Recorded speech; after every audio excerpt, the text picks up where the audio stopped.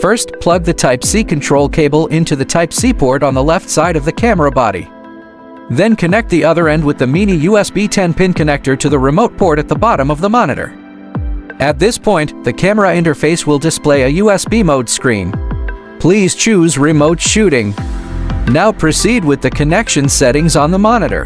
Tap the screen to bring up the menu, then tap Camera, select USB. When the camera control panel appears on the monitor, it means the connection is successful. Tap Rec, starts or stops video recording on the camera. When the camera is set to still photo mode, tap the shutter button, triggers the shutter. Tap Iris, adjusts the aperture value. Tap Shutter, adjusts the shutter speed.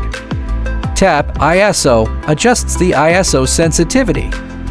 Tap Focus, in AF mode, you can perform touch focus directly on the monitor. Tap WB, selects or changes the white balance mode. When white balance is set to K, tap CT to adjust the color temperature.